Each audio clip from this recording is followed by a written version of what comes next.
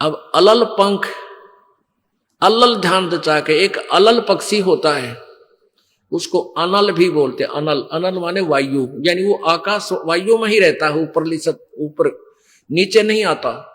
वो अंडे भी ऊपर ही दे देती है वो अलल पक्षी मादा, और उन अंडों को हवा में छोड़ देती है और ऐसे स्थान पर अंडे देती है, पैदा करती है कि नीचे केले के बन हो, केले के बन। तो केले कैसे फंसे रहा कर, केले के बना बनो आपस में बहुत लंबे लंबे बढ़ जाते हैं। तो वहां आकाश से वो अलल पक्षी बहुत लंबा चौड़ा होता है, वो कम से कम भी सैकड़ों फुट लंबा और 50 फुट की चौड़ाई होती है। इतने बड़े बड़े पर होते हैं उसके, बहुत जबरदस्त लोहे के तौ की तरह, और पंजे होते हैं जैसे नो चमटिया की तरह, खुर जैसे बहुत जबरदस्त नाकुले, बहुत मजबूत, और 4 पैर होते हैं उसके, पक्षी होता। तो वहां से अंडे छोड़ देती है, भगवान वाला है। अंडे नीचे आते हैं हवा की घर्षण से, वो परवरिश को यानी वो पक जाते हैं। और केले के अच्छे भारा भारा अंडे होते हैं, वो 2-2 दड़ी के, और ऊपर तो 1-1 दड़ी के, 5-5 किलो के, और ऊपर तो आते ही वो केलों के पत्तों पर आकर गिरते हैं। उन केलों को तोड़ते हुए सपीटते नीचे आते हैं। तो केलों पर गिरने से, उन केले पर गिरने से, उन पेड़ों पर, तो उसकी स्पीड कम हो जाती है, और तो केले को तोड़ता हुआ वो आसानी से आकर नीचे पड़ता है और पड़ के फूट जाता है, उसमें से बच्चा निकल जाता है।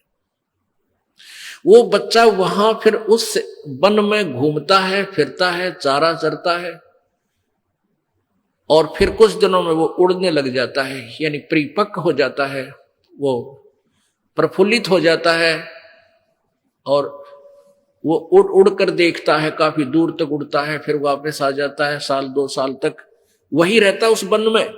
उन पक्षियों के साथ भी घूमता है, अपने मित्रों के साथ जो दूसरे पक्षी होते हैं, अन्य जीव जंतुओं के साथ भी घूमता है, लेकिन उनमें उसकी मित्रता नहीं रहती है, क्योंकि उसको पता होता है कि मेरे माता पिता ऊपर हैं, यहां नहीं है। पुण्यात्मा, ये बहुत ही उत्तम ज्ञान है और छुपा हुआ ज्ञान था, ये तत्व ज्ञान है। इसको समझाने के लिए बहुत से उदाहरण आपके समक्ष पेश करने पड़ते हैं, ताकि आत्मा अपने परमात्मा की तरफ आकर्षित हो जाए। आपने कैसे रहना इस संसार में, ये अलल पंखी के, अलल पक्षी के बच्चों की तरह। अब वो यहां आए, यहां आसपास उस वन में पक्षी पशुओं के साथ रह रहे हैं, लेकिन उन एक पल भी वहां जाने को नहीं भूलते कि एक बार हम उड़न जोगे हो जावा, उसी दिन भाग जावांगे यहां से। हम जवान हो जावे तो उसी समय चल पड़ेंगे।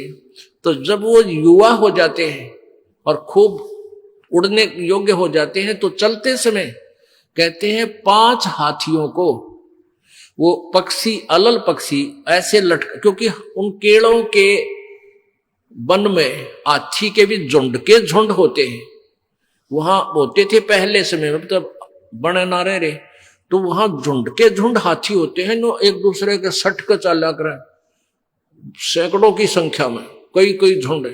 तो वो अलल पक्षी उनके ऊपर झपट्टा मारता है, और उसके इतने तेज वो होते हैं 1.5 फुट के पंजे, और उनको ऐसे फंसा लेता है चारों हाथियों के, 4 हाथियों में, और 5वें ने नोक मुंह के साथ।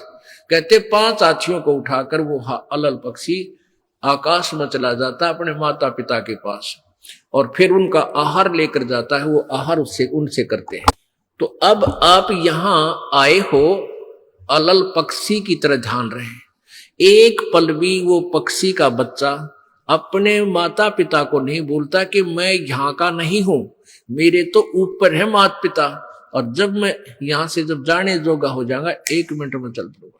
तो आप उस अलल पक्षी के बच्चे की तरह यहां अब तैयार हो, अच्छी खुराक खाओ राम नाम की, और मजबूत हो जाओ, और चलते समय इस राम नाम की कमाई लेकर ऊपर चलेंगे।